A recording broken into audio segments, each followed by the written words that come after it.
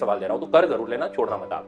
तो ice water system के अंदर हम एक रेफरेंस डिसाइड करते हैं, वो रेफरेंस होता है 0 डिग्री सेंटीग्रेड वाटर। अब अप्रोच ये होती है, एक तरफ आइस है, कितने भी टेम्परेचर पर हो, उसको उठा के 0 डिग्री सेंटीग्रेड वाटर पर लाओ, बिना सोचे बिना समझे।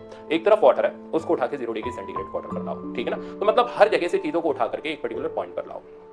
ऐसा नहीं कि 0 डिग्री सेंटीग्रेड वाटर आप कुछ भी कर सकते हो, बट वो कुछ भी कराने का भी मेरे पास टाइम नहीं है। मैं इसमें कुछ भी करा दूं आपको, उससे आंसर आएगा, ठीक है ना। बट वो कुछ भी नहीं कराऊंगा, अभी मैं वही करा रहा हूं जो जनरली सॉल्यूशन आप बुक के अंदर देखोगे या मेरे टेस्ट के अंदर देखोगे। कुछ भी कराऊंगा तो फिर आप कंफ्यूज हो जाओगे। तो हमने आइस वाटर सिस्टम में रेफरेंस 0 डिग्री सेंटीग्रेड वाटर ले लिया।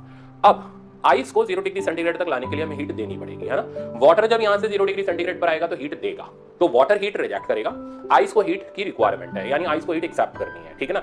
अब 0 डिग्री सेंटीग्रेड पर हम देखेंगे कि वाटर के पास कितनी हीट एनर्जी अवेलेबल है और आइस को कितनी हीट एनर्जी चाहिए। प्रिंसिपल ऑफ कैलोरीमेट्री क्या कहता है, अगर कोई चीज इक्विलिब्रियम में है, ठीक है ना, तो जितनी हीट हॉट बॉडी ने दी होगी उतनी कोल्ड बॉडी ने ली होगी और कोई भी हीट बचेगी नहीं, ठीक है ना। तो हीट पूरी तरीके से इन्वॉल्व हो चुकी होगी, ठीक है ना, उसमें हमारे पास कुछ भी अमाउंट लेफ्ट ओवर नहीं रहना चाहिए। तो 0 डिग्री सेंटीग्रेड पर आने के बाद अब हम देखेंगे वाटर ने कितनी हीट दी और आइस को कितनी हीट चाहिए, ठीक है ना। अगर हीट यहां बची रह गई तो इक्विलिब्रियम में टेंपरेचर 0 डिग्री सेंटीग्रेड नहीं रहेगा, हमें वो सारी हीट खर्च करके आनी पड़ेगी।